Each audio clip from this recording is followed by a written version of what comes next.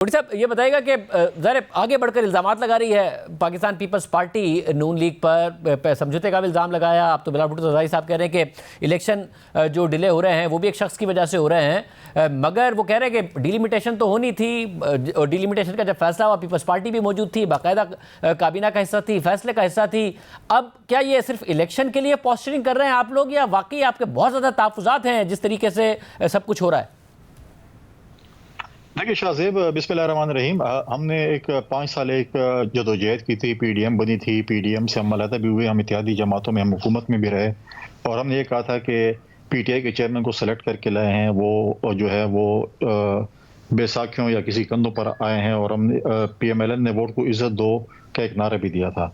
लेकिन आप अगर ये तासुर देंगे कि आप भी उस पे आ गए हैं, आप भी सेलेक्ट होकर आ रहे हैं और ये चीज़ें हो रही हैं, तो ये पाकिस्तान की यूथ, पाकिस्तान का वोटर एक्सेप्ट नहीं करेगा। इस वक्त 65% ज़्यादा आपकी यूथ है जो आपको वोट करेगी। इस चीज़ को जो है, ये इस वक्त सिलेक्शन जो है वो पाकिस्तान में चलने वाली नहीं है।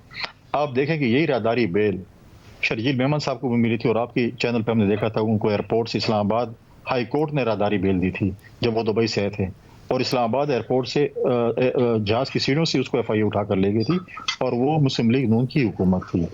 तो ये चीजें तो हमने सब भुगती और हम तो फिर भी भुगत लेंगे। मतलब अगर एक जमाना था ना कि नवाज शरीफ साहब वापस आए थे और बेटी के साथ एयरपोर्ट से गिरफ्तार कर लिए गए थे, तो जमाना बदला है। आप कह रहे हैं कि अब सिर्फ नून लीग के लिए बदला है, पीपल्स पार्टी के लिए इस वक्त नहीं बदला है, आप ये कह रहे हैं? नहीं, हम ये कह रहे हैं कि नवाज शरीफ साहब के साथ ज्यादते हुए हैं। पहली बात तो ये है कि उनको जो सजा हुई है वो डिबेटेबल है, सही हुई है, गलत हुई है।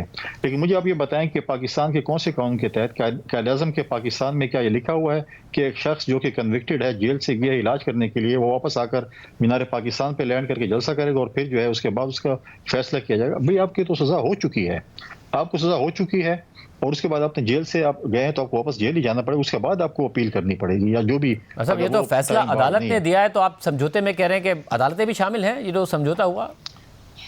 देखिए, ये चीज़ें जो मिल रही हैं, मैं तो एक बड़ा नालायक स्टूडेंट हूं लॉ का। मुझे बताएं कि एक बंदे को कन्विक्शन हुई और वो सजा काट रहे हैं और चले गए इलाज के लिए, वापस आ रहे हैं और कहते हैं नहीं, मैंने वापस जो है जेल नहीं जाना और मैं मीनार पाकिस्तान पे जलसा करूंगा। लेकिन पाकिस्तान की आवाम, पीएमएलएन का वर्कर ये उम्मीद रख रहा है नवाज शरीफ साहब से कि आपके साथ जिन लोगों ने ज्यादती की, बकौल आपको गलत सजा हुई और आपने पीडीएम के जलसों में हमेशा वो नारे लगाए कि मैं उनसे उनका हिसाब किताब करूंगा, तो क्या ये बयानिया जो नवाज शरीफ साहब कह रहे हैं मैंने नहीं छोड़ा, तो मीनार पाकिस्तान से जो अपना तारीखी जलसा जो करने वो जा रहे हैं, जो बकौल उनके, तो वो बयानिया वो दोहराएंगे जो मेरे साथ जिन लोगों ने ज्यादती की है, इस मुल्क में सजा और जजा का निज़ाम आ गया है और मैं आकर उनको सजा दूंगा। तो फिर तो मान लेंगे कि मियाँ साहब सजा देंगे। अगर वो उन्होंने नहीं किया तो फिर आप समझ लें कि दाल में कुछ काला है, फिर एक पेज पे हैं। और इस मुल्क में एक म्यूजिकल चेयर चल रही होती है, आप 3 साल बाद गद्दार होते हैं, 3 साल बाद आप वॉश होकर मुहिब वतन बन जाते हैं। तो मुहिब वतन और गद्दार का एक म्यूजिकल चेयर इस मुल्क में चल रही है और कब तक ये चलेगी? ये बड़ी आम बात है, ये बड़ी आम बात है। और कुटी साहब, आपका एक कंसर्न था कि भाई ये अगर डिलिमिटेशन में पड़े फिर अदालतों में मामला चैलेंज हो जाएंगे, ये फिर इलेक्शन के लिए कैंपेन करनी पड़ रही होगी, सबको इलेक्शन नहीं मिलेंगे। अब आपको लग रहा है कि कम से कम जनवरी में वाकई इलेक्शन हो जाएंगे, जनवरी के आखिर में?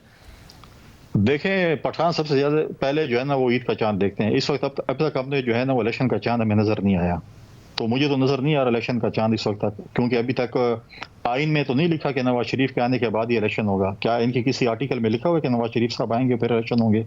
लिहाजा मैं ये समझता हूँ कि इलेक्शन कमीशन, हम हमेशा मगर क्योंकि आप लोगों ने आपकी पार्टी की तरफ से कहा गया ना समझौते के तहत आ रहे हैं, अब समझौते के तहत ऐसे तो नहीं आ रहे हैं, फिर इलेक्शन नहीं होने हैं तो फिर क्यों आ रहे हैं? तो इसलिए मैं कह रहा हूँ कि उसके तसलसल में आपको इलेक्शन नहीं नजर आ रहे हैं क्या? देखें, हमें तो अभी भी शक है इलेक्शन के ऊपर, और क्योंकि इलेक्शन का शेड्यूल जब नहीं आ रहा, इलेक्शन की डेट नहीं आ रही, जनवरी के आखिरी हफ्ते में होंगे, आखिरी हफ्ते की तारीख का नहीं पता कब होंगे, फिर बयानात आ रहे हैं कि सर्दी होगी, कोई कहता है गर्मी होगी, कोई कहता है मौसम ठीक नहीं होगा।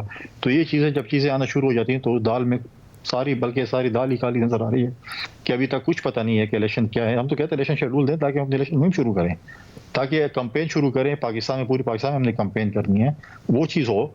लेकिन अगर आप देखें कि इस वक्त जिस तरीके से नवाज शरीफ साहब को लंदन से हाई कमिश्नर सी ऑफ करते हैं, फिर यहाँ पर रियासती मशीनरी, पंजाब की हुकूमत उनके लिए गाड़ियाँ और बिरयानी और जो है वो कीमे वाले नान और ये चीज़ें प्रोवाइड करें, जलसा तो आप कर लेंगे, लेकिन असल बात है कि पाकिस्तान की आवाम ने बक्से में वोट डालना है, वो वोट किसके लिए जाएगा? लिहाजा ये चीज़ हम कहते हैं कि वोट को इज्जत देने वाली जो जमात है, आप फ्री एंड फेयर इस मुल्क में इलेक्शन हो, पाकिस्तान की आवाम फैसला करेगी उसने वोट किसको देना है, जिस पार्टी को भी दे उसका हक बनता है कि उसके ऊपर हुक्मरानी करे। अगर ऐसा ना हुआ तो वो हुकूमत मुझे साल भी चलता नजर नहीं आ रही, और फिर आप जो इकोनॉमिकल क्राइसिस, पॉलिटिकल क्राइसिस की बात कर रहे हैं, तो और ज्यादा खराब हो जाएंगे।